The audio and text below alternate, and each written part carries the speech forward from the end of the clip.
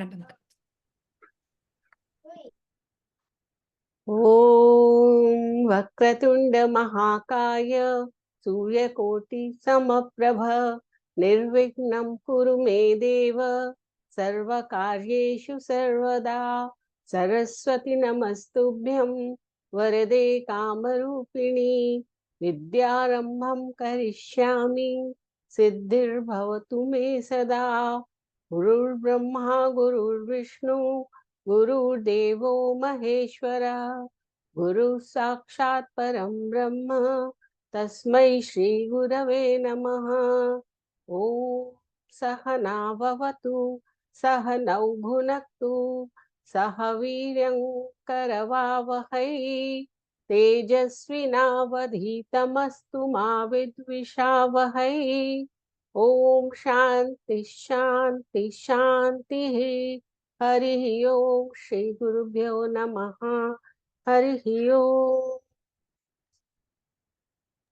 धन्यवादाः। आरम्भं कुर्मः। मया किं चिन्तितम् इत्युक्ते तत्र कः राममहोदय राममहोदय भवान् प्रेषितवान् खलु? भवान् प्रेषयन् अस्ति तत्र प्रतिदिनस्य वार्ता प्रेषयति खलु? गणमध्ये मध्ये मध्ये प्रेषयति खलु? श्रूयते वा? भवान् एव प्रेषयति वा? कश्चित्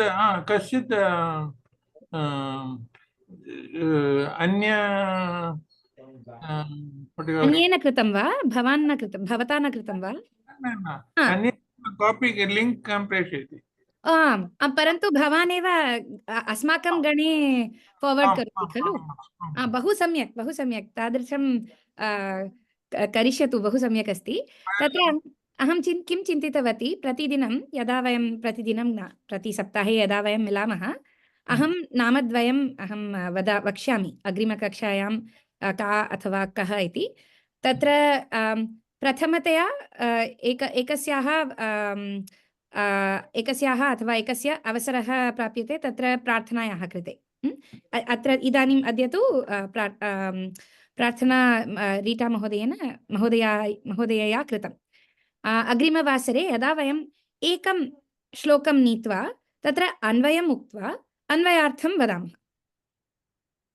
भवति वा? भवितुम् अर्हति वा? भवितुं शक्यते वा? सरस्वती नमस्तुभ्यम् अथवा अगजानना पद्मार्कं किमपि तत्र अन्वयम् उक्त्वा तदनन्तरम् अन्वयार्थं। यदि न शक्यते चेत् वदन्तु, अन्य कोऽपि कर्तुं शक्नोति। तत्र प्रथमं तु एकं तादृशं। तदनन्तरं द्वितीयस्य कृते द्वितीयनाम वदामि। सः अथवा सा तत् वासरस्य तत् सप्ताहस्य वार्ताद्वयम् अथवा वार्तात्रयं नीत्वा संस्कृतेन वदति। केवलं मुख्यवार्ता, हेड्लैन् नीत्वा अनुवादं कुर्मः। तत्र द्वे वा त्रीणि वा तदेव वाक्यानि, तत्र चिन्ता नास्ति। तदनन्तरम् अन्येषां केऽपि प्रश्नाः सन्ति चेत् प्रष्टुम् अर्हन्ति। तादृशं सम्भाषणं भवितुम् अर्हति। तु अग्रिमसप्ताहे एतस्मिन् सप्ताहे अहं पूर्वे न उक्तवती, तस्मात् अन्वयं सर्वं मास्तु। अग्रिमसप्ताहे कः का वक्तुम् इच्छति? सर्वेषां कृते अवसरः प्राप्यते। अहं वदामि। बालाजी शैलेश महोदय, क्षम्यतां, शैलेश महोदय।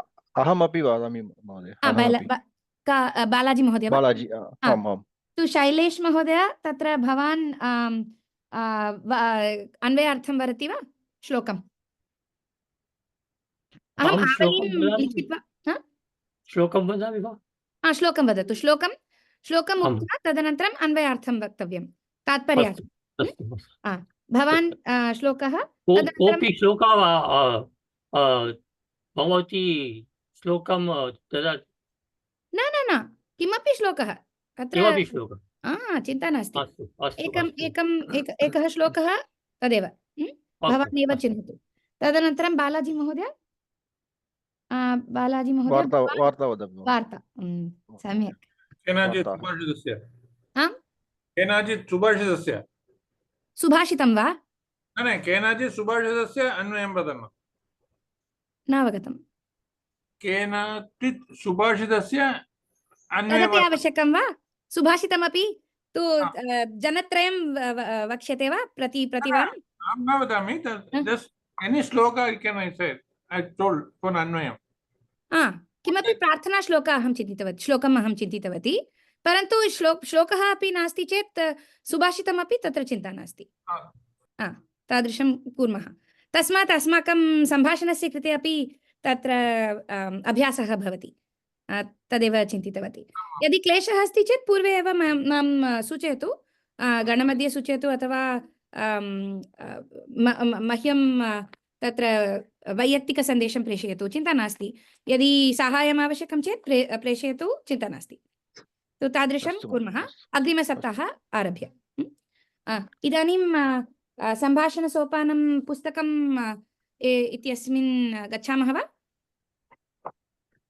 आम् सर्वेषां कृते तत्र PDF अपि अस्ति खलु न मम समीपे नास्ति PDF नास्ति अहम् उक्तवती खलु अहं प्रेषयिष्यामि इति न प्रेषितवती एकनिमिषं क्षम्यतां कुत्र अस्ति गण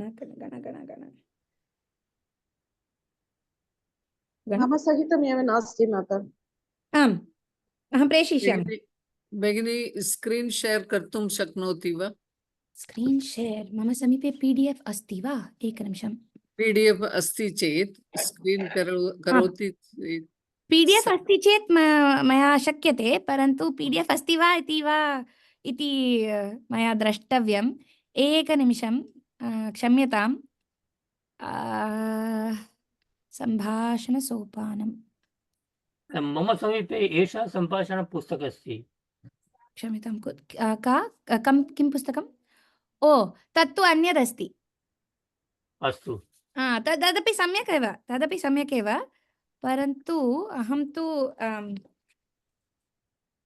एतदेव उक्तवती सम्भाषणसोपानम् अत्र अहं लण्डन् नगरे आसीत् आम् पुस्तकम् अवगतं नाट् महोदय अवैलेबल् अहं पूर्वे उक्तवती अहं प्रेषयिष्यामि तदनन्तरम् अस्तु। अहं विस्मृतवती क्षम्यताम् अस्ति वा इति एकवारं पश्यामि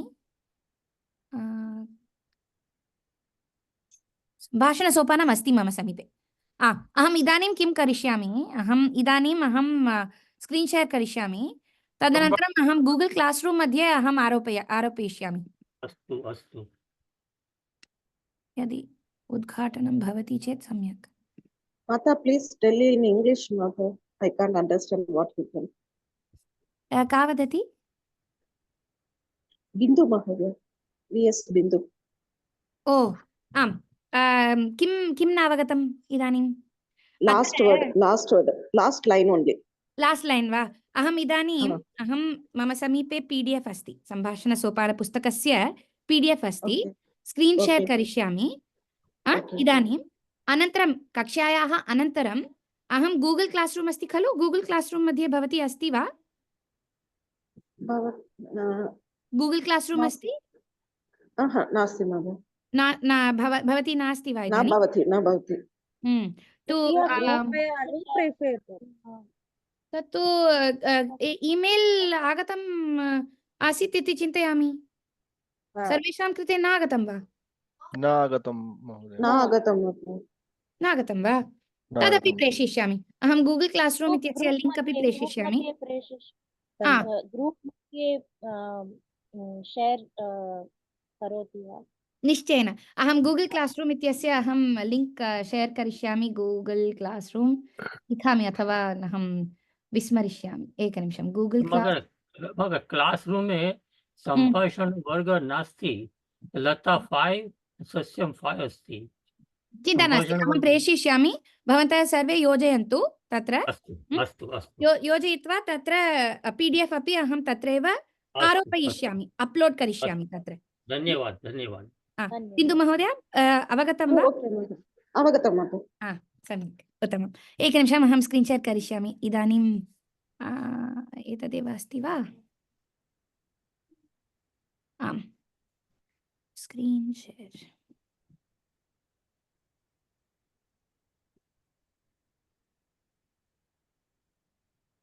दृश्यते वा? आं महोदय, दृश्यते। दृश्यते वा? निमिषम्। एतदेव सम्भाषणसोपानम् इति पुस्तकमस्ति। अहम् एतत्तु आरोपयिष्यामि। मम समीपे यत् साक्षात् मम समीपे अस्ति, एतत्तु नूतनम् एडिशन् इति चिन्तयामि, परन्तु चिन्ता नास्ति। सर्वे समानमेव, सर्वे पाठाः समानाः एव इति चिन्तयामि। तत्र किमपि अन्यत् किमपि नास्ति। तु किम् अभवत् इत्युक्ते गतकक्षासु तत्र किं पूर्वे एव एषा कक्षा आरब्धा आसीत् खलु? भवन्तः इदानीम् आगताः, इदानीमेव भवन्तः सर्वे आगताः कक्षायां। पूर्वे एव एषा कक्षा आरब्धा। तत्र वयं मिलित्वा प्रथम 5 पाठाः पठिताः अस्माभिः। रीटा महोदय, तदेव खलु? कर्मणि प्रयोग वर्तमानकाले तत्सर्वं समाप्तम् अभवत् खलु? आं महोदय, समाप्तम् अभवत्। पृष्ठसङ्ख्या 32 तत्र एव 32 वा? विधिलिङ्ग तत्र पूर्वस्मिन् पाठे वयं गणेशः अविभक्त कुटुम्बे जातः तत्सर्वम् आं महोदय, अभवत् वा? अपि तु एतत्तु किञ्चित् अधिकमेव गतं, क्षम्यताम्। विद्यार्थे वा? आं महोदय। अत्र एव स्मः। तु सर्वे कर्मणि प्रयोगं जानन्ति वा? सस्यं 5 मध्ये कर्तरि प्रयोगत् जानाति, प्रयोगमेव कर्मणि प्रयोगं न जानाति। तु यतः एतस्यां कक्षायाम् इदानीं वयं कर्मणि प्रयोगं प्रति पठनं भवति। तदनन्तरं शत्रुशाणच् तत्सर्वमपि अस्ति, भवान् न जानाति। किम् इत्युक्ते, किं कर्तव्यम् इत्युक्ते, कथं भवान् पश्यतु, यदि नावगतं चेत् पृच्छतु, वयं सर्वे मिलित्वा साहाय्यं कुर्मः। भवान् वदतु कथं भवति इति। यदि सम्यक् न ज्ञातुं शक्यते चेत् वयं चिन्तयामः किं करणीयम् इति, अथवा सम्भाषणपुस्तकम् अन्यत् पुस्तकं प्रति गच्छामः, किमपि पश्यामः। इदानीम् अत्र आरम्भं कुर्मः। अन्येषां कृते कर्मणि प्रयोगः क्लेशः भवति वा? केऽपि न वदन्ति। अत्र नास्ति महोदय, नास्ति वा? अन्येषां महोदय, कुलशेखर अहं न जानामि महोदय। कः वदति? कुलशेखर वा? सम्यक् न जानामि। का? सन्ध्या वा? सन्ध्या महोदय वा? आम्। तु किं कुर्मः? पठामः। अत्र बहवः अभ्यासाः अपि सन्ति। अस्तु, किं करणीयम् इत्युक्ते तत्र रीटा महोदय, इदानीं किं कुर्मः? कर्मणि प्रयोग कर्मणि प्रयोगतः वर्तमानतः आरम्भं कुर्मः, अथवा किञ्चित् अधिकं क्लेशं भवति? न महोदय, यत् आवश्यकं तत् करणीयं महोदय। तु वर्तमानकालतः आरम्भं कुर्मः। क्षम्यतां, तत्र भवत्याः कृते तत्र पुनरावलोकनं। तदेव सम्यक् अस्ति महोदय। उत्तमं। तु आरम्भं कुर्मः। अत्र प्रथमतया एतस्मिन् पुस्तके किं भवति? प्रथमतया एकं लघु सम्भाषणं भवति। लघुसम्भाषणं पठित्वा तत्र अनुवादं अवगम्य अग्रे सरामः। तादृशमेव कुर्मः। तु अध्यापकः, सन्ध्या महोदय, भवती अध्यापिका भवती पठति तत्र। तदनन्तरं बालाजी महोदय, भवान् भवान् तु मुरलिः वा शम्भुः वा तादृशं मुरलिः भवान् वदतु तदनन्तरं मुरली महोदय भवान् पठितुं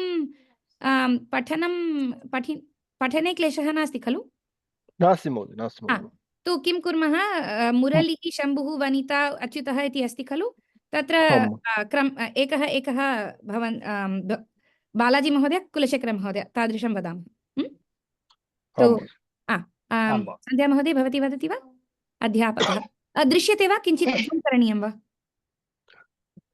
ज़ूम् करणीयं वा एकनिमिषं किञ्चित् सम्यक् ओहो क्षम्यतां कुत्र गतं दृश्यते वा अस्तु अस्तु अस्तु महोदय अस्तु पठामः सन्ध्या महोदय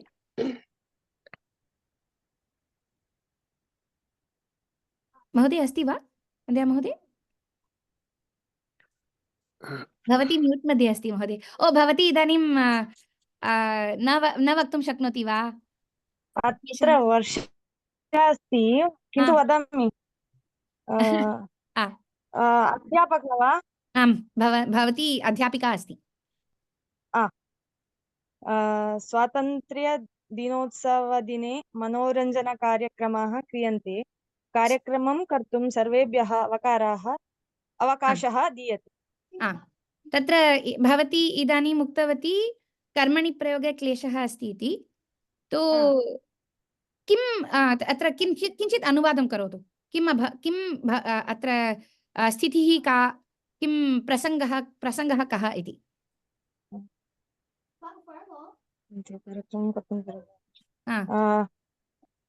स्वातन्त्र्यदिवसमस्ति दिनम् अस्ति तत्र मनोरञ्जनकार्यक्रमाः किं करोति वा कुर्वन्ति मनोरञ्जनकार्यक्रमाः भवन्ति कार्यक्रमे सर्वं किं भागं गृहीतुं शक्नुवन्ति इति सर्वे भागं ओढव्यम् अथवा सर्वेपि भागं स्वीकरणीयम् इति अस्ति तत्र सर्वेषां कृते अवसरः भवति इति अत्र कर्मणि इति तत्र कर्मणि इति कुत्र अस्ति कर्मणि इत्युक्ते किं कर्तरि अथवा कर्मणि तत्र शैलेश महोदय भवान् उक्तवान् भवान् कर्तरि प्रयोगं जानाति इति खलु आम् आम् कर्तरि प्रयोगः इत्युक्ते किं कः तत्र कर्तरि प्रयोगः कर्ता अस्ति क्रियापद अस्ति कर्म अस्ति ते क्रियापद कर्तुं कर्ता अनुसरति कर्तारम् अनुसरति सम्यक् तत्र कर्तरि प्रयोगे किम् अस्ति it is in the view of the doer यः कर्ता अस्ति सः करोति इति तत्र तस्य दृष्ट्या तत्र ते सर्वे वदन्ति इदानीं कर्मणि प्रयोगः अस्ति तु अत्र कर्म इति दृष्ट्या किं भवति इति अत्र कर्मणि प्रयोगे भवति अस्माकं संस्कृते किं भवति भगवद्गीतायाम् अथवा अस्माकं शास्त्रेषु किम् उक्तमस्ति इत्युक्ते यः करोति तस्य कृते तत्र प्राधान्यं मास्तु खलु कर्म धर्म तत्रैव प्राधान्यं भवतु इति अस्ति खलु तु कर्मणि प्रयोगे तत्र कर्मणि एव तत्र प्राधान्यं भवति अवगतं वा नावगतं वा वदन्तु तत् अत्र यदि सर्वे मिलित्वा एकस्मिन् एव समये वदन्ति चेत् नावगन्तुं शक्नुमः तत्तु अहं जानामि परन्तु यदि नावगम्यते किमपि यदि अहं किञ्चित् शीघ्रं वदामि यदि किमपि एकस्मिन् शब्दे किमपि क्लेशः अस्ति बिन्दु महोदय अवगम्यते वा अहं किं वदामि अवगतं खलु तु यदि किमपि न अवगतं चेत् कृपया वदन्तु अत्र किमपि संकोचः मास्तु सर्वे वदन्तु तु कर्मणि प्रयोगे कर्म एव प्राधान्यं भवति तु कर्मपदम् एव प्रथमाविभक्त्यां भवति, प्रथमाविभक्त्यां भवति। कर्तरिप्रयोगे प्रथमाविभक्त्यां किं भवति, कः भवति, कर्ता भवति खलु। आम् कर्तृपदमेव प्रथमाविभक्त्यां भवति, तत्र एव प्राधान्यम्। इदानीं कर्मणि प्रयोगे कर्म एव प्राधान्यं, तस्मात् कर्मपदस्य कृते प्रथमाविभक्त्याम् उपयोगं कुर्मः। अवगतं खलु। तु इदानीं प्रथमवाक्यं पश्यन्तु सर्वे। स्वातन्त्र्यदिनोत्सवदिने, तत्तु सप्तम्याम् अस्ति, सप्तमी विभक्ति। अधिकरणम्, अत्र समयः अस्ति, तस्मिन् समये मनोरञ्जनकार्यक्रमाः क्रियन्ते। तु अत्र कर्म किं, कर्म अत्र किम् अस्ति, watt is the object, watt is being done, कार्यक्रमाः एव अत्र तेषां कृते, तत्र तस्मिन् पदे एव प्राधान्यं भवति खलु। तदेव मुख्यमस्ति अत्र। तु कार्यक्रमाः क्रियन्ते इति अस्ति, कुर्वन्ति इति नास्ति। someone else is doing the कार्यक्रमाः इति भवति चेत् कार्यक्रमान् कुर्वन्ति इति भवति, द्वितीया विभक्त्यां भवति। इदानीं प्रथमा विभक्त्याम् अस्ति, कार्यक्रमाः क्रियन्ते, दे आर् बीइंग डन्, तादृशं। पैसिव वॉइस इति आङ्ग्लभाषायां पैसिव वॉइस इति भवति। तु कार्यक्रमं कर्तुं यदा तुमुन् प्रत्ययः अस्ति, त्वान्तम् अस्ति, ल्यप् प्रत्ययः अस्ति, तत्र प्रयोगः कः इति न वक्तुं शक्यते।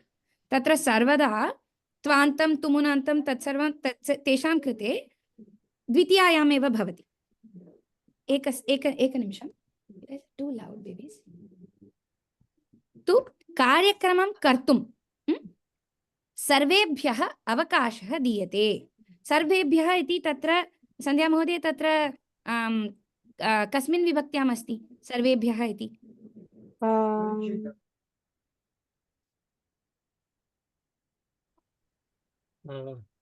किं चिन्तयति? चिन्ता नास्ति, वदतु। सम्यक् वा न वा इति चिन्ता नास्ति, वदतु। किं चतुर्थी वा पञ्चमी? तृतीया पञ्चमी। परन्तु धातुः कः अत्र? दीयते इत्युक्ते धातुः कः? दा धातु खलु।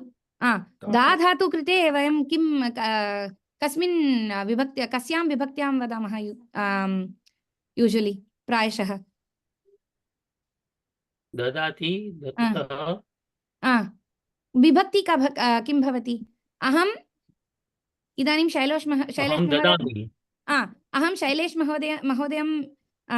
महोदयः अस्ति, अहं पुस्तकं ददामि, अहं महोदयं ददामि वा, अहं महोदयाय ददामि वा, कथं भवति? दा धातु अस्ति चेत् चतुर्थी विभक्ति, चतुर्थी एव भवति खलु। तु दीयते इति अस्ति चेत् तत्र चतुर्थ्यां भवति। अत्र सर्वेभ्यः, सर्वेषां कृते अवकाशः दीयते। अवकाशः इत्युक्ते तत्र ऑपर्च्युनिटी, अवकाशः, अवसरः दीयते। इट् विल् बी गिवन् इति अस्ति। अत्रापि अवकाशः एव प्रथमायाम् अस्ति, अवकाशः दीयते, it will be given, it is given इति तत्र। अवगतं खलु? तत्र सम्पूर्णतया व्याकरणदृष्ट्या यदा वयं भवन्तः पठन्ति तत्र किञ्चित् सम्यक् रीत्या अवगन्तुं शक्नुवन्ति। परन्तु इदानीम् अस्माकम् अवगमनार्थं किञ्चित् पठामः।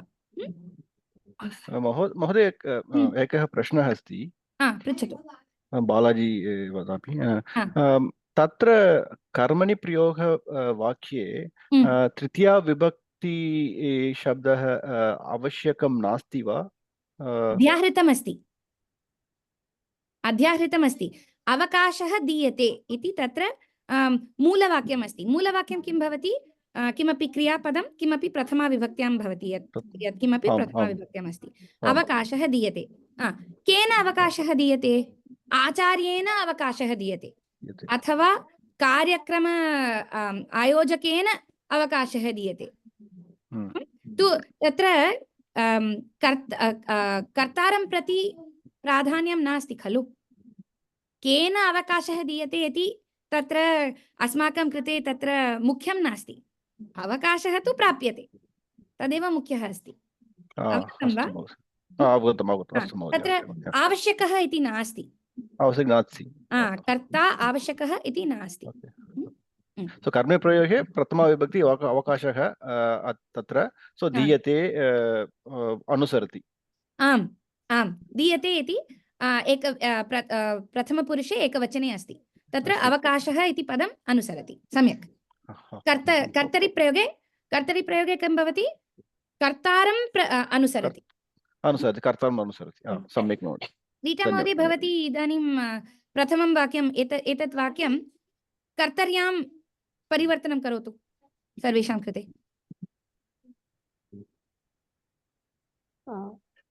स्वातंत्र दिनोत्सव दिने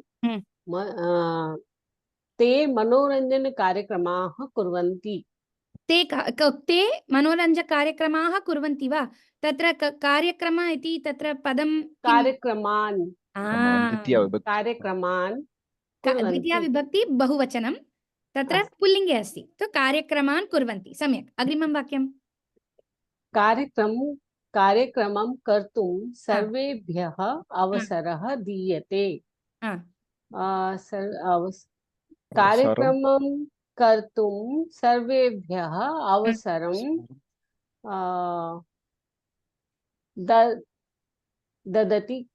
ददति इत्युक्ते तत्र बहुवचनमस्ति अथवा ददामि अहं ददामि अथवा सः ददति ददाति किमपि तत्र अध्याहृतमस्ति तु अस्माकम् एव चिन्तनं तत्र चिन्ता नास्ति ते कर्ता अस्ति तु ते ददति बहु सम्यक् उत्तमम् अवगतं वा शैलेश महोदय किञ्चित् अवगतं वा दीयते लभ्यते लभ्यते अपि सम्यक् इदानीं बालाजी महोदय मुरलिः इति मुरलिः श्रीमन् मया एकपात्राभिनयः क्रियते इत्युक्ते किं मुरली महोदय इच्छति मनोरञ्जनकार्यक्रमे अभिनयपात्रं कर्तुम् इच्छति सो मया एकपात्राभिनयः क्रियते एकपात्राभिनयः अनुसरति सम्यक् तु वाट् इस् एकपात्राभिनयः इत्युक्ते किम् एकपात्र नाटके रोल् भवति एकपात्रं कर्तुम् इच्छति सो मया तृतीया विभक्ति अस्ति सो एकपात्र अभिनयः क्रियते एकपात्र अभिनयः अनुसरति प्रथमविभक्ति महोदय एकपात्र अभिनय इत्युक्ते मोनो एक्टिंग खलु महोदय मोनोलॉग पात्रम् इति तत्र द पात्रम् is the person who is taking the role पात्रस्य अभिनयः इत्युक्ते हिस् अभिनय तत्र एकमिति तत्र मोनोलॉग तत्र तदेव बालाजी महोदय तत्र भवान् कर्तुं शक्नोति वा कर्तर्याम् अपि परिवर्तयतु अहम् एकपात्र अभिनयं करोमि बहु सम्यक् उत्तमं मुरली वदति अहम् एकपात्र अभिनयं करोमि बहु सम्यक् अहम् एकं वक्तुम् इच्छामि एकपात्राभिनयः इति एकमेव पदमस्ति तत्र समासः अस्ति यदा समासः भवति तत्र वयं स्थगनम् उपयुज्य तत्र मध्ये मध्ये स्थगनं मास्तु इत्युक्ते एकपात्र अभिनयः इति न वक्तुं शक्यते तत्र व्याकरणदृष्ट्या तत्र दोषः भवति तु तत्र सन्धिम् उपयुज्य सवर्णदीर्घसन्धि भवान् जानाति वा सवर्णदीर्घसन्धिम् उपयुज्य एव वक्तव्यं तत्र एकपात्राभिनयः इति एव वक्तव्यं परन्तु यदा वयं लिखामः तत्र मध्ये एकां रेखां स्थापयितुं शक्नुमः एक डैश् पात्र डैश् अभिनयः इति लेखितुं शक्नुमः अवगमनार्थं परन्तु यदा वयं वदामः वक्तुं समये तत्र वदनसमये तत्र एकपात्राभिनयः एव वक्तव्यं मन्दं मन्दं वक्तुं शक्नुमः परन्तु तत्र मध्ये मध्ये तत्र किं ब्रेक् मास्तु अवगतं कुलशेखर महोदय भवान् वदति वा अग्रिमं वाक्यम् महोदय शम्भुः मया देशभक्तिगीतं गीयते सः किं वदति शम्भुः वदति सः देशभक्तिगीतं गायति इति। गातुम् इच्छति इति तु गातुम् तत्र इच्छति। तु इदानीं तत्र भवान् इदानीं शम्भुः अस्ति तु कर्तर्यां वदतु। भवान् जानाति अहं देशभक्तिगीतं गायामि। बहु सम्यक्। अहं देशभक्तिगीतं गायामि। तत्र गीयते किमर्थम् इत्युक्ते देशभक्तिगीतम् इति तत्र प्रथमा विभक्त्याम् अस्ति। तु गा धातु तत्र गीयते इति भवति, तदेव अनुसरति। तु तत्र प्रथमपुरुषे एकवचने अस्ति गीयते इति। अग्रे यदा वयं गच्छामः तत्र विषयनिमित्तं तत्र के नियमाः सन्ति इति आगमिष्यति, तदा भवान् सम्यक् रीत्या अवगन्तुं शक्नोति। अहम् एकं प्रश्नं पृच्छामि।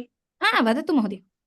अत्र सम्पूर्णपाठे सर्वक्रियापदे आत्मनेपदे मध्ये अस्ति वा? आम्, तदेव कर्मणिप्रयोगे भवति। कथं? तदपि एकः नियमः अस्ति। किं भवति इत्युक्ते यदि कर्तरिप्रयोगे आत्मनेपदी वा भवतु परस्मैपदी वा भवतु, परन्तु यदा कर्मणि प्रयोगे यदा वयं परिवर्तनं कुर्मः, यदा चेञ्ज् कुर्मः, तत्र धातुः अस्ति, धातोः अनन्तरं तत्र यकारः भवति। कृ धातु अस्ति खलु, क्रियते इति भवति। कृ धातु यकारः भवति, तदनन्तरम् आत्मनेपदी एव भवति कर्मणि प्रयोगे। अग्रे नियमः आगच्छति, तत्र वयं वदामः, तत्र वयं वार्तालापं कुर्मः। अग्रे सरामः। अग्रे अच्युतः। बालाजी महोदय, भवान् एव करोति वा? आं करोतु महोदय। मया वाद्यं सोरी, वनिता। सर्वे इदानीं not 1 everybody will take 1 and do तादृशं कुर्मः वा? अस्तु, स्वप्ना महोदय भवती करोतु अग्रिमं। वनिता। अस्माभिः समूहगीतं गीयते। अस्माभिः अनुवादं करोतु। वयं समूहगीतं गायन्ति। वयं कथं भवति? गायामः। सम्यक्। वयं समूहगीतं गायामः इत्युक्ते किम्?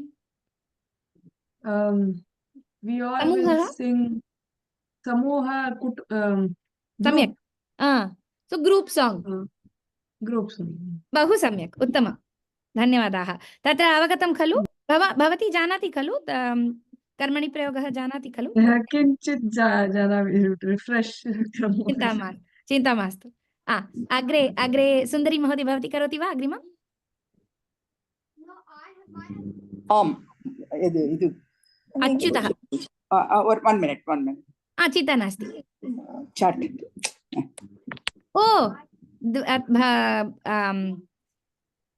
भवत्यौ स्तः तत्र। पुत्र्याः नाम अहं विस्मृतवती, क्षम्यतां। विद्या।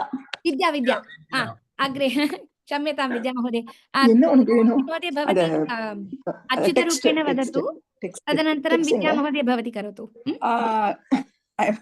Searching for the text. 1 minute. न दृश्यते वा? न दृश्यते।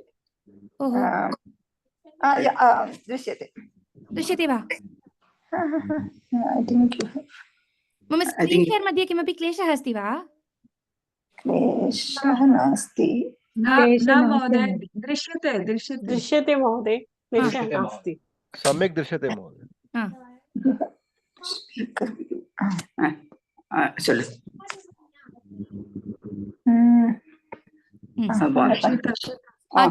अच्युतः। मया वाद्यं वाद्यते श्रीमन्। अहं वाद्यं वादयामि। बहु सम्यक् इत्युक्ते किम्? मया तृतीया विभक्ति, सो अहं वाद्यं वाद्यते, इट् इस् इन् कर्मणि प्रयोग। वादयामि।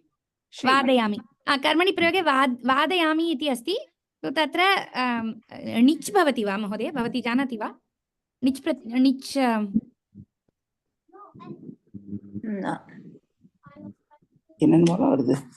क्षम्यताम्, अहमेव कृतवती। वादयामि, वादयामि ते निजन्तम् अस्ति, निजन्ते अस्ति। भवन्तः जानन्ति वा निजन्ते इत्युक्ते किम् इति?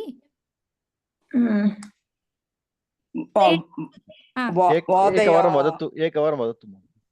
कर्तर्यां वद धातु, वदति इत्युक्ते किम्? वदति इत्युक्ते किम्? सो वादयामि इत्युक्ते I will make it speak. तत्र प्रेरणा भवति। वादयामि एव सम्यक्। वाद्यम् इत्युक्ते किम्? Instrument. So I will make the instrument speak इति तत्र लिटरल् ट्रान्स्लेशन्। सम्यक् एव उक्तवती, बहु सम्यक् उक्तवती। तत्र निजन्तम् अस्ति। सो निजन्ते किं भवति? तु तत्र पठामि इति अस्ति। पठ् धातु अस्ति खलु। अहं पठामि, इदानीम् अहं पठामि। अहं पाठयामि इत्युक्ते अहं भवन्तीं वदामि, पठतु इति वदामि। तत्र अहं प्रेरणां करोमि। अवगतं वा किं वदामि?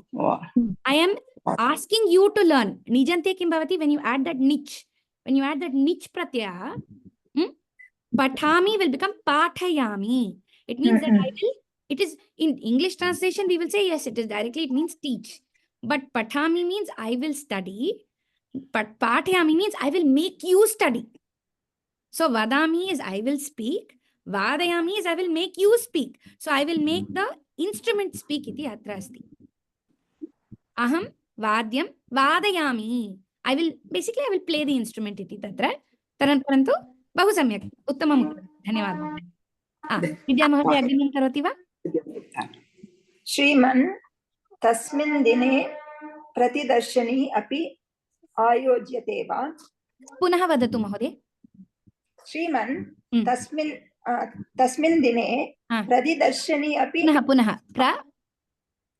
प्रदर्शनी अपि आयोज्यते वा? सम्यक्। प्रदर्शनी इत्युक्ते किम्? There are many meanings. Pradarshani, darshanam yatra asti. Ityukte sarvesham krite exhibition. Projector. Demonstration, exhibition. Exhibition, where the things are there to be seen iti tatra. Pradarshanitum yadasti. तत्र प्र उपसर्ग अस्ति वा? आम्, प्र इति उपसर्गः। सम्यक्। तु प्रदर्शनी अपि आयोज्यते वा? तु इत्युक्ते किं महोदय, भवती जानाति वा? आयोजयति इत्युक्ते किम्? आयोज्यते इति आयोजयति इति भवति। योजयति इत्युक्ते किम्?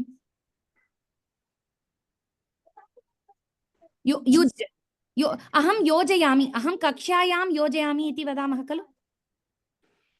To think? To take part, to be a part of, or something like that. To pradarshani ayojyate. Will the exhibition, will the demonstration also be set up? Iti tatra question asti. Prashnaha asti. Tu yadi kartarya, bhavati karmani prayogam janati va? I forgot. Vismritavati bhavati. चिंता नास्ति। तो इदानीम् अत्र previous one was easier. भवत्याः कृते किञ्चित् क्लिष्टकरमस्ति, चिन्ता मास्तु। तो अत्र क्रियापदं किम्? आयोज्यते। तत्र कर्तर्यां तत्र आयोजयति इति अस्ति, आयोजयति इति भवति। अर्थात् कर्म किम् अत्र? What is the object? What is being set up? What is the thing that is there? Pradarshani. The exhibition, the demonstration that is there right now. Tu idanim vayam yada kartaryam vadamah, Angla bhashayam vadamah. I understood that part. So Shriman is you, somebody, you or whoever it is. Sure. Object. Kasmin dine ityukte? Which day? On that day. Tad dine. तत् इत्युक्ते that, तस्मिन् इति सप्तम्याम्, on that day इति तत्र भवति। तस्मिन् दिने प्रदर्शनी आयोज्यते। So if you want to convert that into कर्तरि, shall we ask तत्र let's ask someone else. का वदति? का वदति? वदतु वदतु महोदय। दिलीपः पृच्छति, श्रीमन् तस्मिन् दिने भवती प्रदर्शनम् आयोजति वा? भवान् प्रदर्शनीमपि आयोजयति वा? Will you set up the demonstration? बहु सम्यक्। भवान् प्रदर्शनीमपि आयोजयति वा? विद्या महोदय अवगतं वा? He is asking the acharya, he is asking the अध्यापकः तत्र अवगतम्। भवान् प्रदर्शनीमपि आयोजयति वा? Will you also keep an exhibition इति तत्र प्रश्नः अस्ति। तु कर्तव्यं तदेव भवति। प्रश्नः अस्ति वा? प्रश्नः नास्ति। अवगतं खलु? आयोजयति और आयोजति। कर्मणि प्रयोगे the form changes महोदय। In कर्तरि प्रयोगः it will be आयोजयति। आयोजयति। In कर्मणि प्रयोगे it will become आयोज्यते। Okay? तत्र we learn it as we go forward. अग्रे बिन्दु महोदय भवती वदति वा? अध्यापकः सर्वैः उत्साहः प्रदर्श्यते चेत् आयोज्यते। पुनः वदतु महोदय, मन्दं मन्दं वदतु। सर्वैः उत्साहः प्रदर्श्यते चेत् आयोज्यते। सम्यक्। तत्र प्रदर्श्यते इति भवति। तत्र प्रदर्श्यते इति। तु सर्वैः उत्साहः प्रदर्श्यते चेत् आयोज्यते। आङ्ग्लभाषायां वक्तुं शक्नोति वा तत्र किम् उक्तमस्ति इति? उत्साहः इत्युक्ते किम्? फेस्टिवल्। उत्साहम् इत्युक्ते उत्साहः इति तत्र एक्सैट्मेण्ट्, एन्तूसियासम् इति भवति। प्रदर्शनम् इत्युक्ते किं? प्रदर्श्यते। So don't worry about the कर्मणि रूपं. What does प्रदर्शनं mean? Pradarshana means will it be there or not, or like having or not? To be shown. If it is shown. उत्साहः प्रदर्श्यते चेत्। चेत् इत्युक्ते किम्? Cheth means if or that also. Correct. So here it means yadi sarvaihi, by everyone. Sarvaihi is tritiya vibhakti. Sarve sarvena sarvabhyam sarvaihi iti bhavati. Tritiya vibhaktiyam. Sarvaihi means by everyone. Utsahah pradashyate. So if I convert that into kartari prayogaha, what ayojyate, if excitement is displayed by everyone, then the pradarshani will be set up. Iti uttaram dadati. Tatra adhyapakah. Let me ask if tatra Rukmini Mahoday bhavati kartaryam tatra परिवर्तनं कर्तुं शक्नोति वा? भवती mute मध्ये अस्ति महोदय। क्षम्यतां, प्रयत्नं करोमि। सर्वैः उत्साहः प्रदर्श्यते चेत् आयोज्यते। वयं सर्वे उत्साहः प्रदर्शयामः चेत् आयोज्यते। तो तत्र वयं सर्वे इति भवति अथवा सर्वे उत्साहं प्रदर्शयति चेत्। सर्वे इति वचनं किम्? सर्वे बहुवचनं। सो सर्वे उत्साहं प्रदर्शयन्ति चेत्। सम्यक्। प्रदर्शयन्ति चेत् तत्र अध्यापकः वदति अहं किं करोमि? आयोजयामि। सम्यक्। अहम् आयोजयामि, अहं प्रदर्शनीम् आयोजयामि। अवगतं खलु? भवती अग्रिमम् एकं वाक्यं वदति वा? अच्युतः यद् वदति। अच्युतः तर्हि अस्माभिः प्रदर्शिनी कार्यं क्रियते। इत्युक्ते किम्? अनुवादं करोतु। तर्हि अस्माभिः by us, so tarhi, therefore by us pradarshini karyam, this pradarshini exhibition or display karyam kriyate, will be done. सम्यक्। एकवारं तत्रापि परिवर्तयतु कर्तर्यं। So tarhi vayam pradarshini karyam कुर्मः। बहु सम्यक्, उत्तमं, धन्यवादाः। रामु महोदय भवान् एतत् सर्वम् अपि वदति वा? वस्तूनि, फलकानि, तत्सर्वं। प्रयत्नं करोमि। वस्तूनि सङ्ग्रह्यन्ते, फलकानि लिख्यन्ते, यात्रादीनि सज्जीक्रियन्ते। पुनः वदतु। यात्रादीनि नास्ति महोदय, तत्र न दृष्टं वा? यन्त्रादीनि इति अस्ति। यन्त्रादीनि सज्जीक्रियते, सज्जीक्रियन्ते।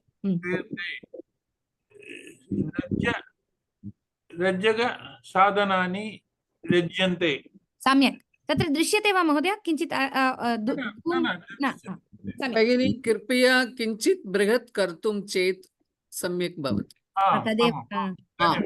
धन्यवादः। इदानीं दृश्यते वा? आम्, इदानीं सम्यक् दृश्यते। इदानीं महोदय एकमेकं वाक्यं तत्र अनुवादं करोतु महोदय। प्रथमम् अनुवादं कृत्वा कर्तर्यां परिवर्तयतु। वस्तूनि मेटीरियल्स् सङ्गृह्यन्ते, what you call, will be collected, collecting. फलकानि boards will write. तत्र किमर्थं फलकानि आवश्यकानि? Exhibition. सम्यक्। सर्वेषां वस्तूनां कृते तत्र किम् अस्ति इति लेखनीयम्, अथवा केन कृतम् इति लेखनीयं। सम्यक्। सूचनफलकानि। सम्यक्। यन्त्रादीनि सज्जीक्रियन्ते। Material instruments. सम्यक्। Will arrange the instruments. सज्जीक्रियन्ते इत्युक्ते तत्र किम्? Will arrange. सज्जः भवति इत्युक्ते make arrangements. Organize. But correct, your अनुवादम् is correct only. सज्जीकरोति इति तत्र समासः भवति। सज्जं भवति, सज्जः भवति इति। सम्यक्, उत्तमम्। रज्जकसाधनानि रच्यन्ते means decorative materials. Rachyante will write or collect. Will be created. Rachanam is to create, so will be created or will be made or set up, however it is. Samyak. प्रतिवाक्यस्य परिवर्तनमपि करोति वा? कर्तरि प्रयोगे तत्र केवलं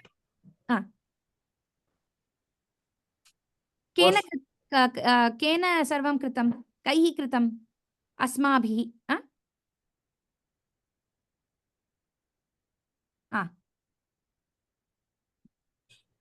तु कर्तृपदं किं भवति? अस्माभिः वस्तूनि सङ्गृह्यन्ते। तु who is the कर्ता there? अस्माभिः we तु वयं वस्तूनि सङ्गृह्यते, सङ्गृह्णीमः,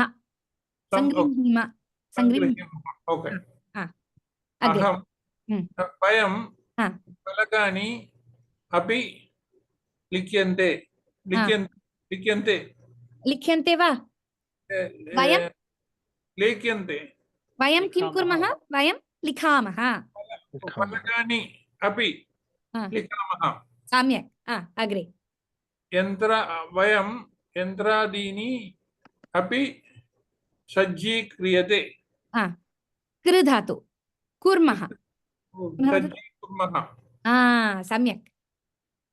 वयं रज्जकसाधनानि रच्यते रचया रचयामः रचयामः रचयामः तदेव उत्तमं धन्यवादः एकनिमिष प्रश्नं रञ्जकसाधनानि इत्युक्ते पुनर् एकवारं वदतु डेकोरेशन्स् मनोरञ्जनम् इति भवति खलु something मनोरञ्जन means that something that pleases the mind iti मनोरञ्जनं तो रञ्जक साधनानि something that gives pleasure iti tatra the thing sadhanam the instruments that give pleasure basically decorations something that looks nice iti tatra tadeva उत्तमं रच्यन्ते रचयामः इत्युक्ते निच्च no good question actually because some of them are in the 10th gana if they are in the 10th gana then it will already be with the with that swarthe nichiti bhavati tatra rachayati let me just check that before I say anything silly no it is not so this is in the 10th gana if you look at this where is the gana come on someone see where the gana is no this is churadi churadi gana so in churadi gana which is the 10th gana okay it sounds like so basically there are other ones that are like this that are in the 10th gana which ones are common someone help please my brain is completely lost which else is there in the 10th gana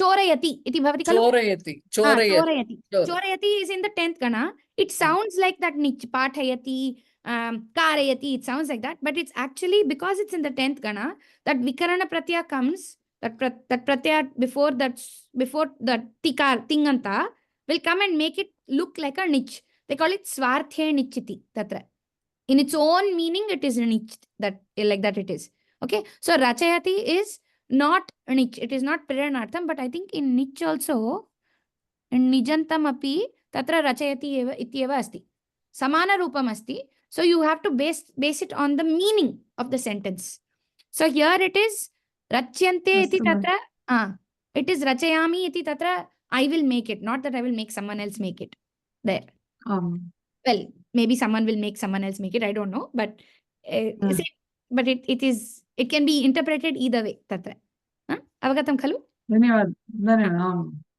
okay agre divya mahoti bhavati vadati va adhyapakah साधु सर्वैः प्रबन्धकत्वेन कार्यं क्रियते वा न वा साधु गुड सर्वैः प्रबन्धकत्वेन कार्यं by everyone prabandhakatvena karyam that is job which is related to organizers work kriyate va na va all of you are doing the job of an organizer or not will everybody do their own work or will I have to tell everyone etat karotu iti va tatra tasah prichati do I have to be the the whip master तदेव सम्यक् तु प्रबन्धकत्वम् इत्युक्ते किं प्रबन्धकम् इत्युक्ते किं प्रबन्धकत्वम् इत्युक्ते किं तत्र भेदः कः what is the difference that tvam that katvam what does it do you know prabandhakatvam and prabandham prabandhakam and prabandhakatvam what would be the difference just take a guess mahoday we're all learning vaihi prabandhakatvam prabandhakatvam and the other one is prabandhakatvam what was the other one so prabandhakam you said correctly it's organizing prabandhakatvam ityukte kim for the sake of organizing it is that bhava that dharma of organizing prabandhakasya bhava gunam gunah exactly that is the word prabandhakasya yad gunah asti so prabandhakatvena karyam kriyate ityukte kim will you using that guna will that work be done will you like in an organizational way will it be done or will I have to tell you to do everything tadrisham manushyattvam daivatvam manushyattvam in an organized manner manushyattvam daivatvam tatra jatihi api vaktum shakyate okay but it is not a jati here it is a bhava it is that guna the dharma of Prabandakam. That's what So it it is. is basically like will you do it in an organized manner? That is what is meant. Exactly. Prabandakatvena karyam kriyate vanava. Responsibility of the Each individual. Will they do it responsibly or not? Prabandakatvena, that is in Tritiyayam. They can't say Prabandakena karyam kriyate va. Prabandakena, it doesn't make sense. With the organizational path, Ability. do it that way. Avagatam khalu? Yeah. Okay. So, Divya Mahoday, can you put it tatra parivartanam api karoti va? प्रयत्नं करोमि. वदतु महोदय. साधु सर्वैः will become vayam. सर्वे. अत्र अध्यापकः अस्ति. सर्वेभ्यः वदति. छात्रेभ्यः सर्वेभ्यः वदति इदानीं. He's telling all of the chhatras in front of him. So sarve iti tatra. Sarve prabhandakatvena karyam karoti va na va. Sarve iti vachanam kim? Kurvanti va na va. Bahu samyak. So sarve kurvanti va na va. All you have to do is change the karta from tritiya to prathama, change the karma padam into dvitiya, and change the kriya padam into the correct form. Tatra kurvanti va. So prabhandakatvena there is because it is a bhava. It is a bhava vachakam. We don't have to change that from tritiya to prathama. That is not part of the katripadam. So that has no change needed there. Bahu samyak uktavati. So ideally that prabhandakatvena is acting as an adjective, right? Correct. For the karyam. For the karyam it is acting as an adjective. For the karanam. Prabhandakatvena karoti. Prabhandakatvena kurvanti. Adverb. Not the karyam. Karyasya krite yadi vayam vadamah tatra visheshanam bhavati. So it will be in dvitiya or prathama. Idanim, this prabhandakatvena is actually telling you how the action will be done. So it's an adverb. Adverb. Yes. Bahusam. Uttamam. Agre kasyaha avasarah kshamyatam. I don't know who have missed out. Jayashree Mahoday. Bhavati vadati va? Mahoday. Which is that survey. Asmabhihi sarvaihi prabandakaihi bhuyate. So it's we are all what was prabandha again? Sorry. Organizers. Okay. So we are all organized. Will be organized. We will all be organizers. We'll be organizers. Because that is also the kartripadam. Sarvaihi prabandakaihi. So that is they're both in tritiya vibhakti bahuvachanam. So they're actually visheshana visheshya bhava there. Yeah. So yadi idanim how will we change it to kartari? Okay. Asmabhihi vayam sarve prabandakaha bhuyate.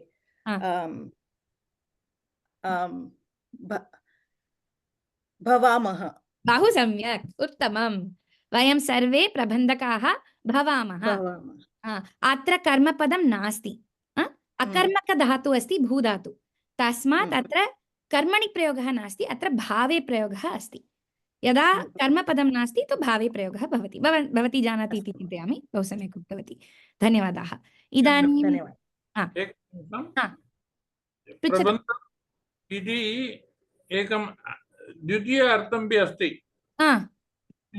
means essay is it prabandham means essay also but here it is remember here it is not prabandham. Here it is prabandha kaha. Prabandham yaha karoti. Essay is nibandham. No, nibandham. Prabandham also. See, in Prabandham Sanskrit is also essay. It can be related to the meaning, Mahoday. But essay is what? An organized set of paragraphs. An organization based on an idea, set of ideas, correct? Subject. It is a, what you call a presentation on a subject. Correct. It is basically something when you organize your mind based on a subject and you put it forth into a written composition. Correct? Idanim prabandha kaha iti bhavati chet, prabandham yah karoti saha prabandha kaha iti bhavati. So, organizer, maybe they are the person essayer. See, when we do direct translation into English, it's a little bit difficult. But basically, you have to take that internal meaning here.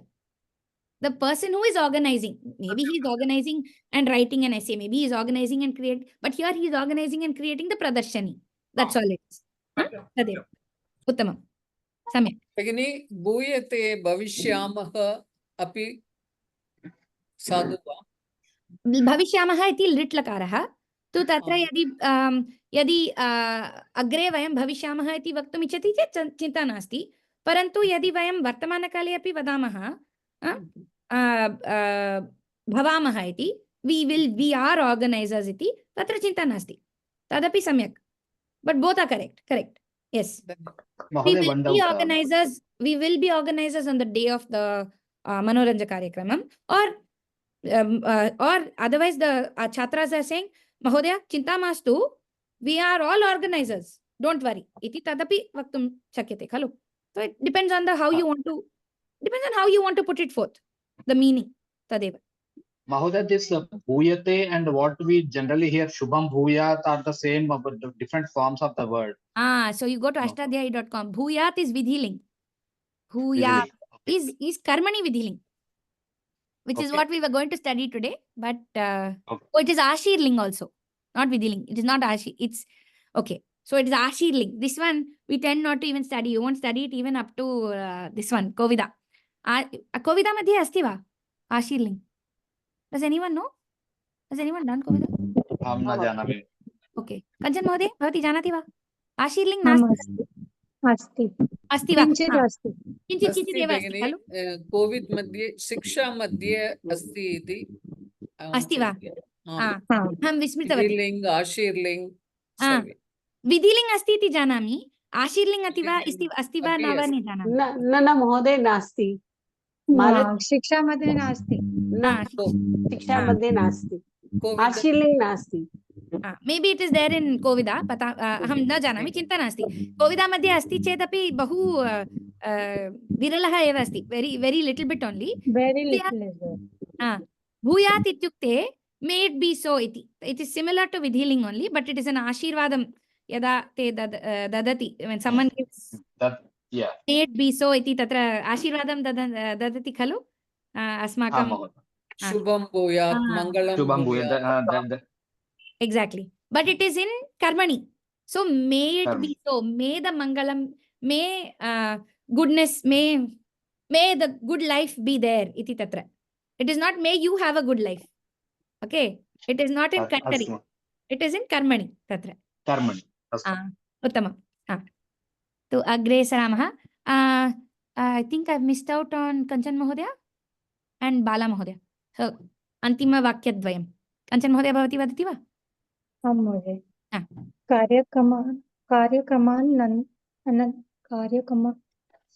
कार्यक्रमानन्तरं मौनं गृहं प्रति धाव्यते चेत् इत्युक्ते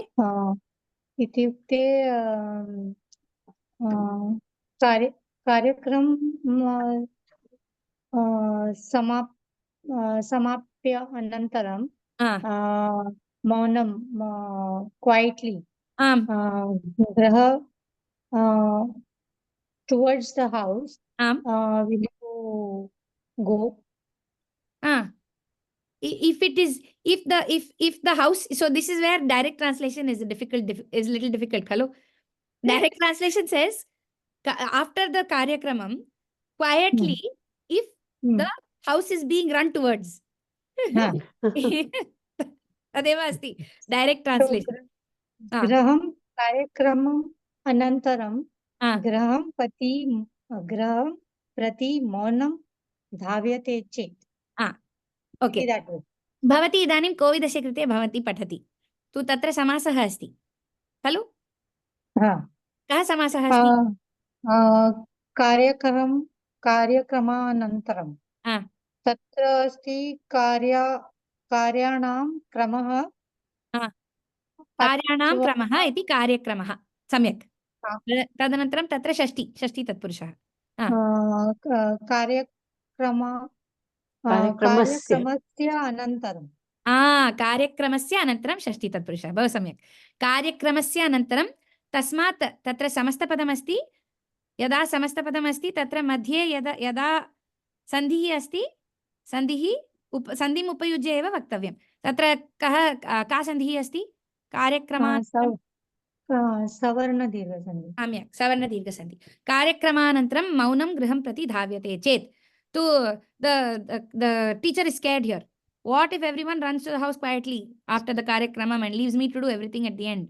इति सः पृच्छति इदानीं खलु तो महोदय तत्र कर्तर्याम् एकवारं परिवर्तयतु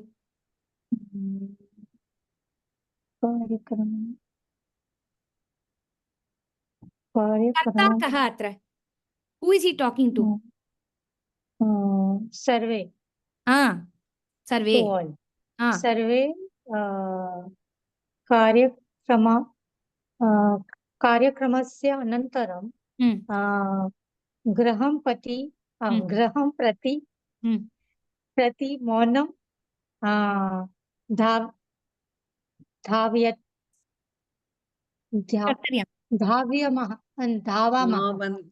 धावन्ति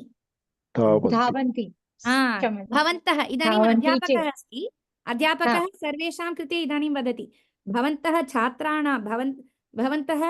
छात्राः सन्ति तत्र he is saying to all of the chhatras to them तो भवन्तः कार्यक्रमानन्तरं मौनं गृहं प्रति धावन्ति चेत् इति सः पृच्छति इदानीम् एकवारं परिवर्तयतु मध्यमपुरुषे परिवर्तयतु मध्यमपुरुषे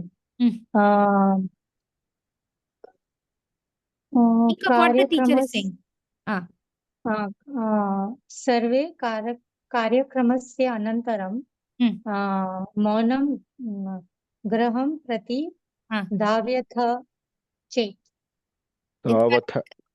धावत what is the karta there you all छात्राः यूयं धावथ यूयम् इति अस्ति खलु यूयं यूयं so तत्र धावति धावति how does the dhavati go what are the rupani धावति धावतः धावन्ति धावसि धावथ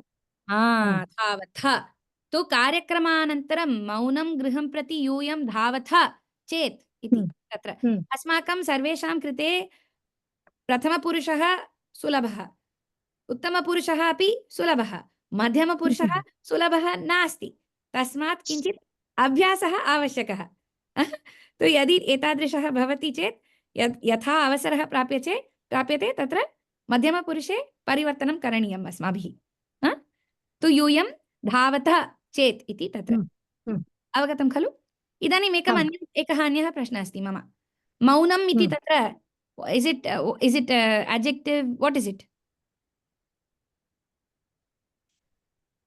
adverb तो महोदय भवान् एव वदतु बालाजी महोदय is there another form I can use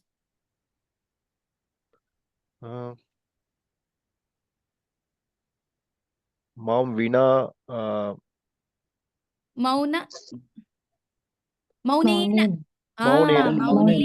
मौनेन अपि भवितुम् अर्हति तत्र तो तत्र कार्यक्रमानन्तरं मौनेन गृहं प्रति यूयं सर्वे धावथ चेत् इति सः पृच्छति अवगतं खलु उत्तमं अन्तिमं महोदय my doubt महोदय Kulasekhara one doubt this maunam I was about to ask that maunam is a right usage or whether it should be maunen that was my doubt I was about to ask before you asked the question both are correct okay both are correct okay maunam tatra mandam has to be used in mandam form only because that is an avyayam maunam I think from if you look in so there is you guys all know the kosha.sanskrit.today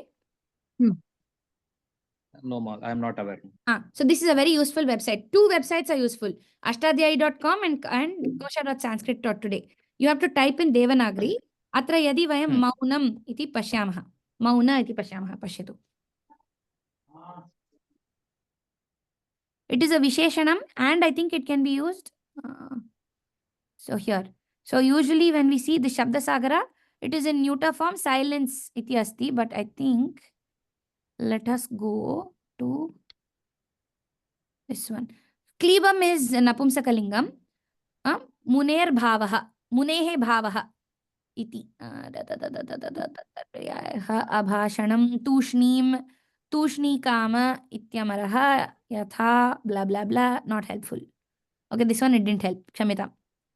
Okay, basically it is not an avyayam. Maunam iti tatra napumsakalinge asti, but it is used in an adverb, and in this form I believe it is used in an avyaya form because it is an adverb. But maunam can be used as maunam or maunena. Mandam can only be used as mandam. It cannot be used as mandena. So I think all the क्षम्यतां महोदय, मम पुस्तके मौनेन एव लिखितमस्ति। मौनेन मम पुस्तके भवत्याः समीपे एतदेव पुस्तकमस्ति वा? आम्, अत्र मौनेन। So maybe it is there in the किञ्चित् भेदः अस्ति महोदय, किञ्चित् भेदः अस्ति, नूतनपुस्तकम् अस्ति। क्षम्यताम्, इदानीं मया मौनेन पुस्तके मौनेन इति लिखितमस्ति। एतत्तु पुरातनं पुस्तकमस्ति, परन्तु द्वयोः मध्ये किमपि भेदः नास्ति। मौनेन अपि भवितुमर्हति, मौनम् अपि भवितुमर्हति, तत्र क्लेशः नास्ति। अस्तु महोदय। अहं मौनं तिष्ठामि, अहं मौनेन तिष्ठामि, द्वयमपि सम्यक्। परन्तु I think in regular use, I guess maunena is used more often. That's probably changed it. That is what actually triggered my doubt, Mahodaya. Whether that is. एतत्तु सम्भाषणसोपानम् इति अस्ति खलु, so they probably want to target more of the regular used words. But maunam is not incorrect. In like व्याकरणरीत्या यदि वयं पश्यामः तत्र सम्यक् एव भवति, तत्र चिन्ता नास्ति। अस्तु महोदय, अव्ययम् अपि अस्ति, अव्ययमपि अस्ति मौनम्। इदानीं सम्यक् अवगतं महोदय, अवगतम्। उत्तमम्। अग्रे बाला महोदय अस्ति वा इदानीम्? आम्। नमस्ते महोदय, कथमस्ति? नमस्ते, भवती कथमस्ति? अहं सम्यक्, भवान् अपि सम्यक् वा? अहम् अपि कुशली अस्मि। बहु सम्यक्। भवान् कुत्र अस्ति इदानीम्? इदानीम् अहं मुम्बै नगरे अस्मि। मुम्बै नगरे वा? अस्मि। सम्यक्, उत्तमम्। अन्तिमं वाक्यं पठति वा महोदय भवान्?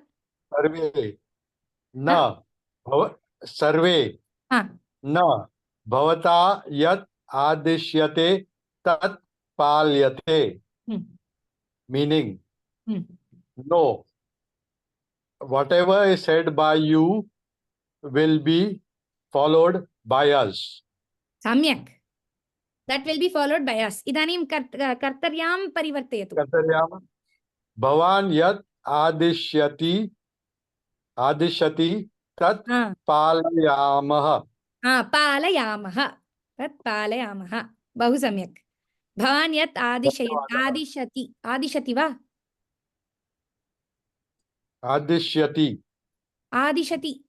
वा आदिश्यति वा?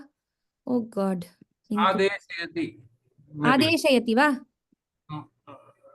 Should be like that. आदिशति वा आदेशयति वा?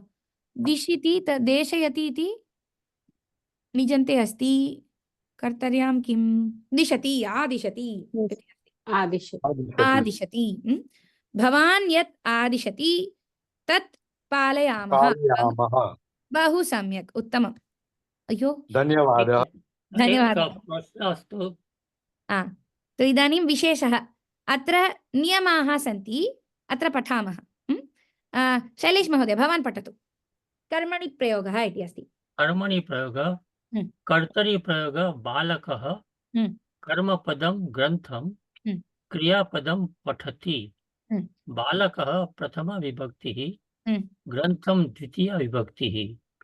कर्मणि प्रयोगे बालकेन ग्रन्थः पठ्यते, बालकेन तृतीया विभक्तिः, ग्रन्थः प्रथमा विभक्तिः, पठ्यते धातुः अधिक य अधिक ते। सम्यक्। तत्र धातुः कः तत्र? तत्र धातु पठ। पठ पठ य ते इति भवति।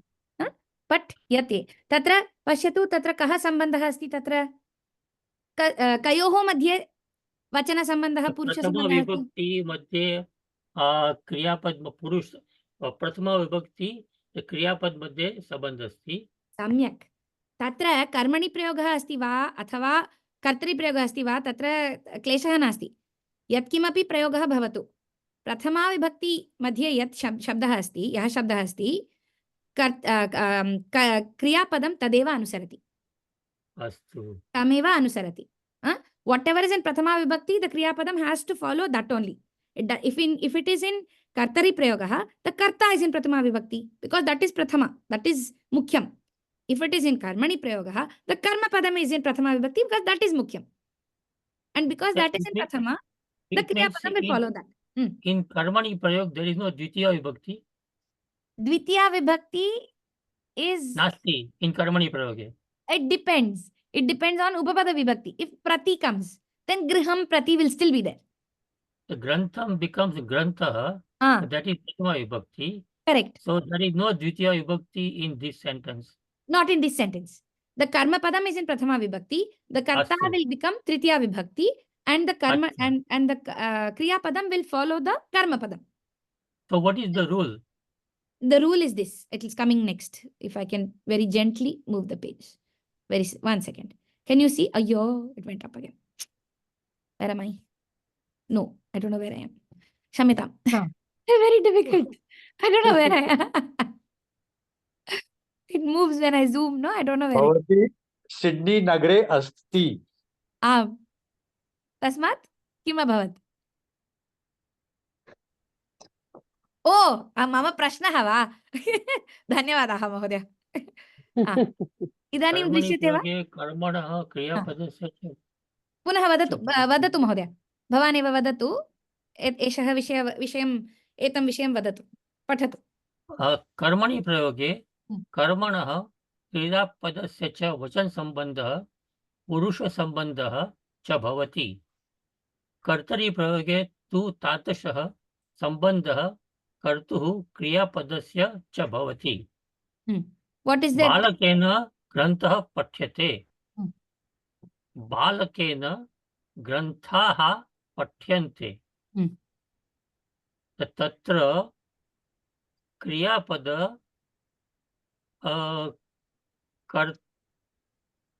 कर्मपदनुसार अनुसरते। ग्रन्थः पठ्यते, ग्रन्थाः पठ्यन्ते बहुवचन। पठ्यन्ते इति बहुवचनं। तत्र वाक्यमस्ति कर्मणि प्रयोगे इति, तत्र सप्तम्याम् अस्ति अधिकरणम्।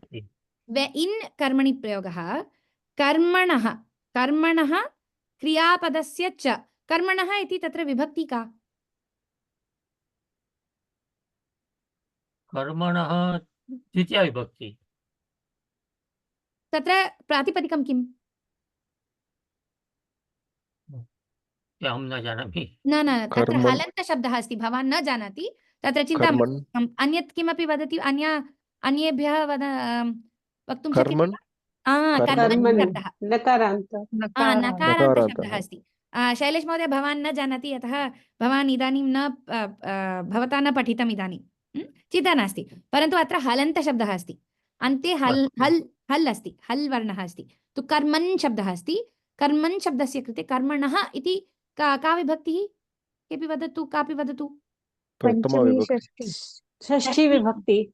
षष्ठी विभक्ति, यतः क्रियापदस्य च इति अस्ति खलु, च अस्ति तत्र। There are two things in षष्ठी विभक्ति। तो कर्मणः क्रियापदस्य च वचनसम्बन्धः पुरुषसम्बन्धः च भवति।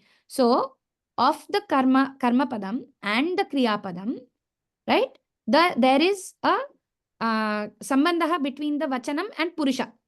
Prathama purusha va, uttama purusha va, madhyama purusha va iti tatra. Avagatam va? Shailesh Mahodaya, who else did not know karmani? Shamitam. Who else needed refreshment?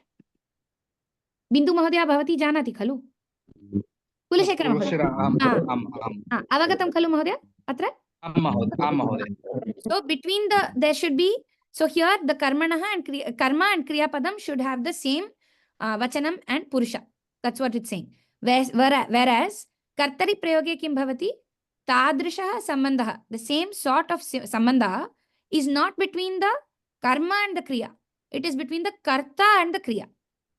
Okay, kartuhu iti tatra pratipadikam kim? कर्ता कर्ता कर्ता इति प्रथमा विभक्त्याम् एकवचने अस्ति कर्तृ कर्तृ कर्तृ ऋकारान्त शब्दः अस्ति कर्तुः इति षष्ठ्याम् अस्ति अवगतं खलु अग्रे सरामः तत्र कः पठति अग्रे का पठति सन्ध्या महती भवती पठति वा भवती अस्ति वा क्षम्यताम् if you are busy it's okay पठतु महोदय कर्मणि प्रयोगे कर्तृपदस्य क्रियापदस्य च वचनसम्बन्धः पुरुषसम्बन्धः च न भवति भवति तदेव अन्ते अत्र पठतु महोदय प्रथमे उदाहरणे प्रथमे उदाहरणे कर्मणः वचनस्य अनुगुणं क्रियापदस्य वचने परिवर्तनं दृश्यते अतः ज्ञायते तयोः वचनसम्बन्धः अस्ति इति अत्रापि कर्मणि प्रयोगे एव लिखितमस्ति तु प्रथमे उदाहरणे इत्युक्ते किम् बालकेन ग्रन्थः पठ्यते तत्र किं तत्र विशेषविशेषणभावः अस्ति प्रथमम् उदाहरणम् इति तत्र सप्तम्याम् अस्ति प्रथमे उदाहरणे इति कर्मणः वचनस्य अनुगुणं क्रियावचने परिवर्तनं दृश्यते इट् इस् सीन् इति तत्र this is talking again in कर्मणि प्रयोगः खलु सो इट् इस् सीन् तदनन्तरम् अतः ज्ञायते इत्युक्ते किम् अतः वयं जानीमः सम्यक् वयं जानीमः तयोः वचनसम्बन्धः अस्ति इति अग्रे पठतु महोदय द्वितीये उदाहरणे सः ताड्यते अहं ताड्ये इत्यत्र कर्मणः अनुगुणं पुरुषपरिवर्तनं जातं दृश्यते तत्र द्वितीयम् उदाहरणं न पठितं तत्र पठतु महोदय बालकेन सः ताड्यते प्रथमपुरुषः बालकेन अहं ताड्ये इति उत्तमपुरुषः तत्र प्रथमे वाक्ये किम् अर्थः कः प्रथमस्य वाक्यस्य अर्थः एकः बालकः अस्ति तस्य अन्य बालकः ताडयति इति तेन सः किं करोति अन्यं बालकं ताडयति सम्यक् अन्यं ताडयति बालकः अस्ति वा वृद्धः अस्ति वा न जानीमः बालकेन ताड्यते बै द बालकः someone is hit सः ताड्यते some masculine some पुरुषः is hit अन्यपुरुषं द्वितीये वाक्ये पुनः वदतु महोदय बालकेन अहं ताड्ये इत्युक्ते एकः बालकः अस्ति सः मां ताडयति सः मां ताडयति अहमिति तत्र there are some shabdas which we are not great at I am also not very good at it so we have to practice aham you tvam tat sarvam we have to practice asau adas tat sarvam we have to practice we'll get to it so read the next sentence mahoday finish it off द्वितीये उदाहरणे सः ताडयते अहं ताड्ये इत्यत्र कर्मणः अनुगुणं पुरुषपरिवर्तनं जातं दृश्यते अतः स्पष्टं यत् कर्मणः क्रियापदस्य च पुरुषसम्बन्धः अस्ति इति सम्यक् so in the second one it is saying you can see that there is a sambandha between the purusha of the karma padam and the kriya padam कर्मणः अनुगुणं कर्म एव अनुसरति इति तत्र लिखितमस्ति तत्र any questions on the sentence formation of those two everything is okay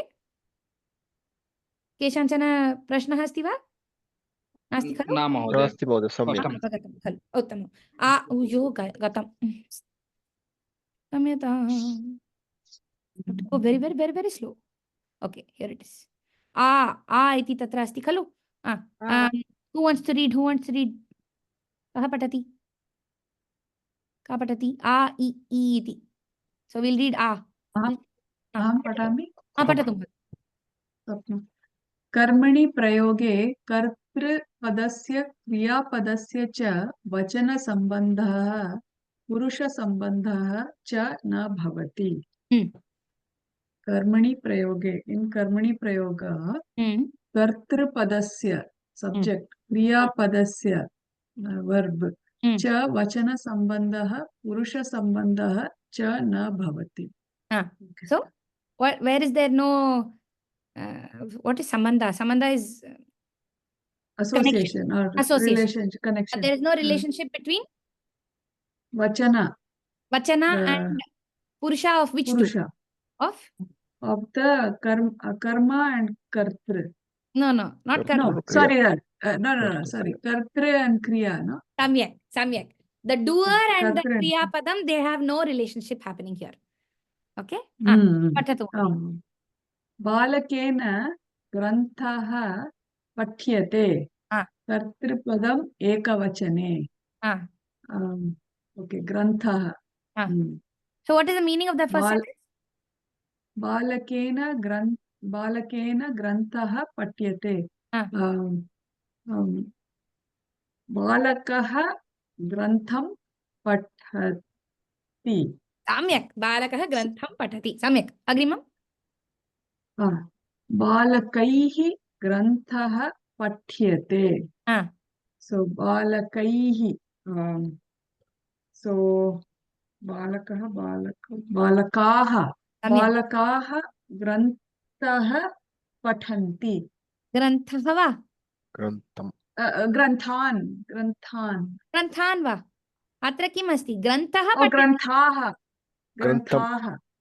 पश्यतु ग्रन्थः पठ्यते the book is read the books are not read okay ग्रन्थं बालकाः ग्रन्थं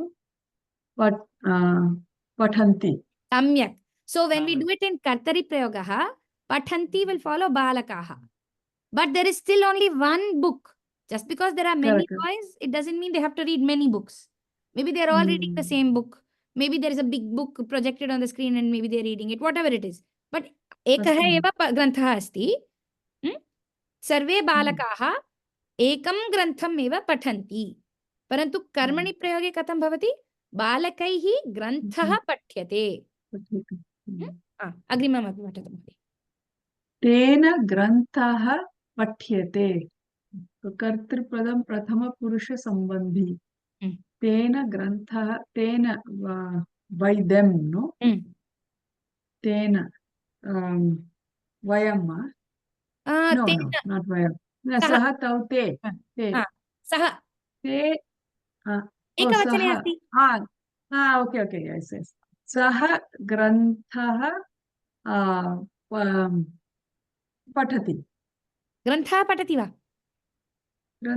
सः ग्रन्थः पठति कर्मपदं कः कर्मपदं ग्रन्थं सः ग्रन्थं पठति सः ग्रन्थं पठति सम्यक् मया ग्रन्थः पठ्यते मया इस् बै मी अहं ग्रन्थं पठामि बहु सम्यक् कर्तृपदम् उत्तमपुरुषसम्बन्धी सम्यक्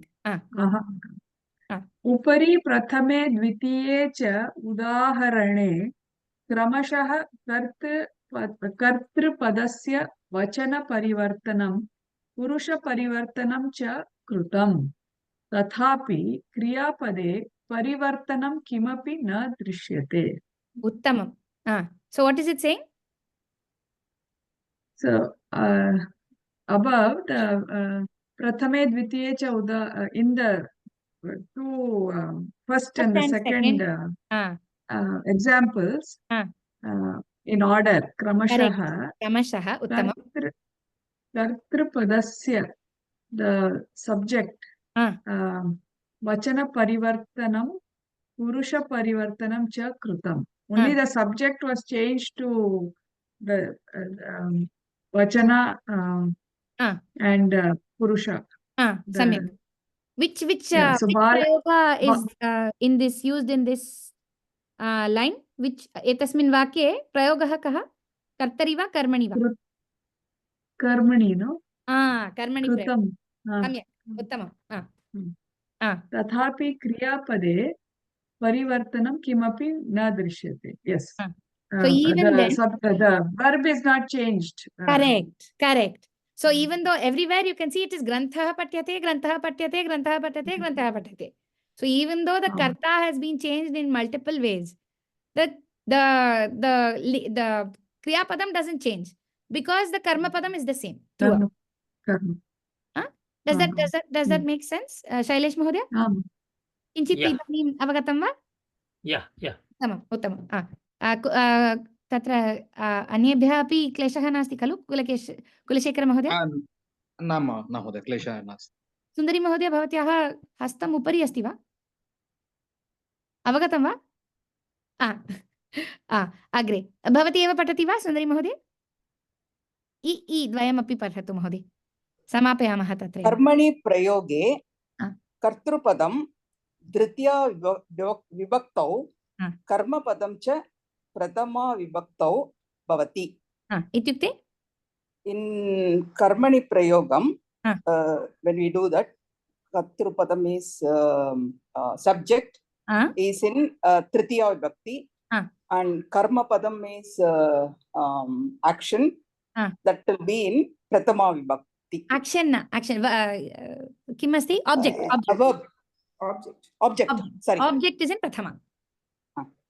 Agrimam api patatu. Then कर्मणि प्रयोगे क्रियापदं सर्वदा आत्मनेपदी एव भवति। In कर्मणि प्रयोगम if the kriyapadam always will be in the atmanepadi form. Exactly, very good. Tetah ante iti tatra bhavati. Samyak. वर्तमान काले धातौः अनन्तरं य श्रूयते। वर्तमानकाले it's present tense. क्षम्यतां. You get patyate. Yes. You will hear a ya patyate after the dhatu. Now to see if I can pat dhatu patyate. Lik dhatu agrima. Likkati likyate. Tyajati tyaj dhatu plus ya plus te. Samyak. Ikshate each plus ya plus te ikshate. Labate lab dhatu plus ya plus te. Vantate vant dhatu plus ya plus te. तत्र परस्मै पदिनः इति अस्ति, परस्मै पदिन् इति प्रातिपदिकं भवति, नकारान्तः अस्ति। परस्मै पदिनः इति कस्यां विभक्त्यां भवति? Parasmaipati patyate likyate. What is the word in which vibhakti is parasmaipadinah? षष्ठी। षष्ठ्यन्ते अस्ति। षष्ठी किमर्थम् इत्युक्ते परस्मैपदिन् शब्दः अस्ति। परस्मैपदिन्, so it is like गुणिन् शब्दः खलु। परस्मैपदी परस्मैपदिनौ परस्मैपदिनः इति तत्र। Okay. But this is in षष्ठी vibhakti, or it could no it's not षष्ठी, it could be in prathama bahuvachanam also, right? This is prathama bahuvachanam. All of these are the prathama bahuvachanam iti atra. So being ya pratyaya asti kevalam vartaman kale asti, bhutkale bhavishyatkale nasti. भूतकाले भविष्यत्काले वयम् अग्रे पठामः। इदानीं केवलं वर्तमानकाले अस्ति। वर्तमानकाले कथं परिवर्तनीयं? यदा पठति इति अस्ति, पठ इति तत्र यूस् पठ इति उपयोगं कृत्वा अन्ते यते इति भवतु, योजयतु। But here it says that ya pratyay kevalam vartaman kale. So that's why I'm asking that ya pratyay not coming in present, past, and in future tense. So we'll see here in bhave karmano. Look at it. Dishyate, dishyate, dishyete, dishyante. Dishyase, dishyethe, dishyadve. Okay. Then forget about lit lakara because that is not at the moment something we have to worry about. Look at lit lakara. It's dekshyate, dekshyete, dekshyante. Lit lakara is slightly different in karmani prayoga. That also we can leave. But look, there is a yakara even in the lot lakara. Can you see it? I see, yeah. Dishyatam, dishyetam, Yeah. dishyantam. So it comes. But we'll do Oh, one I at a see. time. Okay. We'll do it. What is actually happening, Mahodaya? The dhatu itself changes. Instead of pat, in karmani it will become pat. Here it will become the dhatu. I see. Okay. But the other forms, that little ring and all that, I don't know very well. So I cannot talk to you about that. But I can tell you that in Vartamana Kale, in lat, in lung, in Bhutakale, and in Lotlakara. Okay, all of them, the dhatu will be patya will be used. And it will be similar to how we form it in Atmanepadi Kartari Prayoga. So like Vandate, Vandete, Vandante will be there, no? Same way it will be patyate, patyate. Like that one. Okay. Mahodaya, can you finish it off? Sundari Mahodaya? Upari. Atmanepadi no, upari parasmaipatinaam ti iti atmanepatinaam te iti cha asti. Kintu karmani prayoge ubhaya vidanam api dhatuna ya plus te yogah drishyate.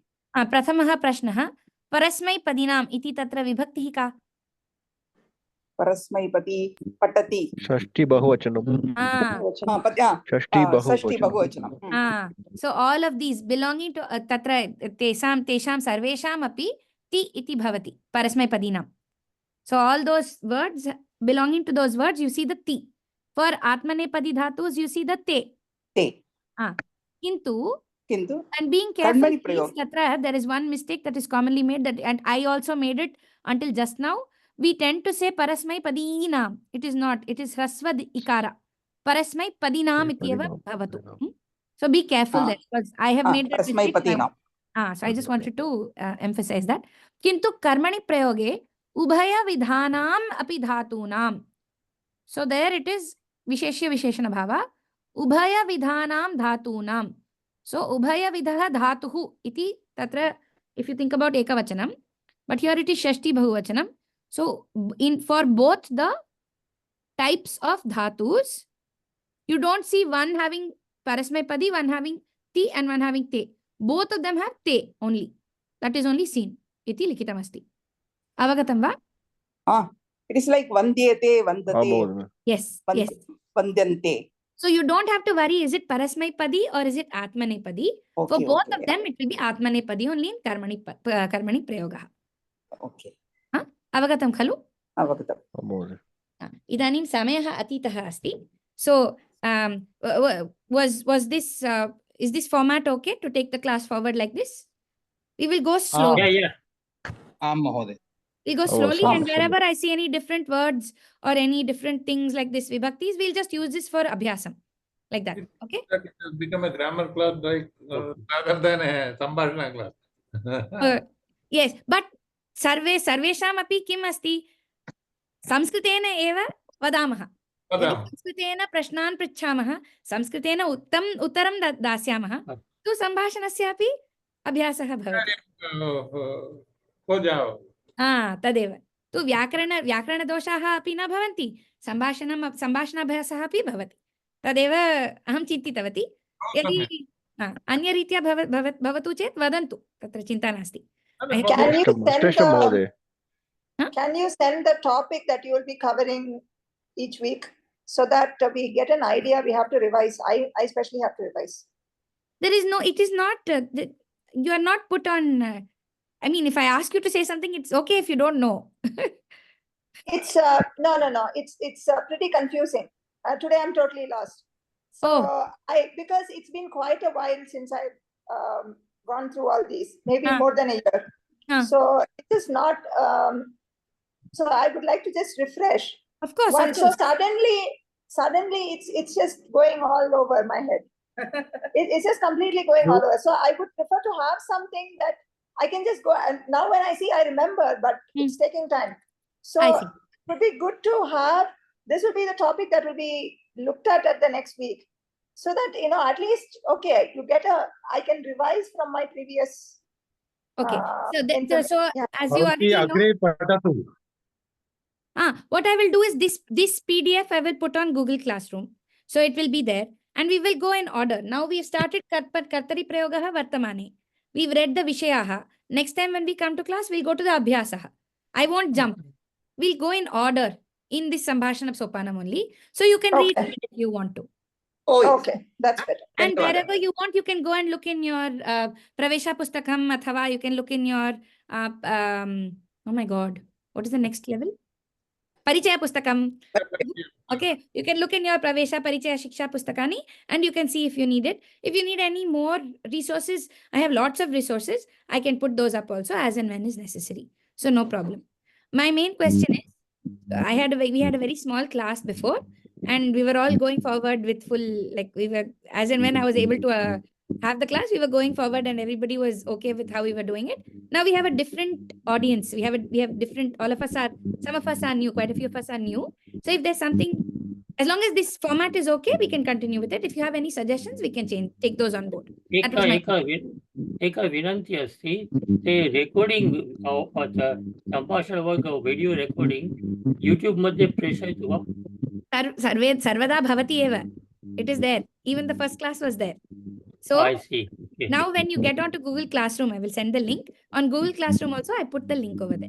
So you'll be able to see it there also. Purvasyaha api bhavantah drashtum shaknuvanti. Mahodaya, Google Classroom link Ganamadhye aham preshishyami.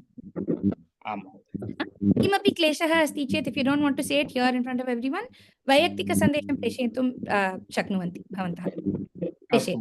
And one more thing, if you can put in a classroom next week what we are going to do, that also will be helpful. Mahodaya, we are just going to continue Kramashaha in the Pustakam. We will continue. Okay. So right now we finished this Vishayaha. So we finished up to page 22, middle of the page 22. So next week what we'll do is we'll start with the Abhyasa, the 11th Abhyasa. That is on page 22. So when I put the PDF on the Google Classroom, you'll see it. I don't think there's that much difference between the PDF and the current Pustakam. But if it is there, we'll let you know as and when it happens. No, who is going to do what? If you can just mention that. I'll put it. When I put the link on Google Classroom for what has happened today, I will say that for next and week, what who is and who is Mahodaya, given you're doing the shloka. And Balaji Mahodaya is doing the Varta. Okay. Google Classroom link. In WhatsApp. Ganamadhye eva aham preshishyami. I'll put it in WhatsApp. I'll put it in. Okay. Okay. Idanim Shanti Mantrena vayam samapayamah va? Astu. Ramachandra Mahodaya bhavan vadati va? Shanti Mantram? No. Vadatu. Om Purnamadah Purnamidam Purnat Purnamudachyate Purnasya Purnamadhaya Purnamevavasishyate. Om Shanti Shanti Shanti. Harihi Om Shri Gurubhyo Namaha. Harihi Om. Dhanyavadaha. Dhanyavadaha.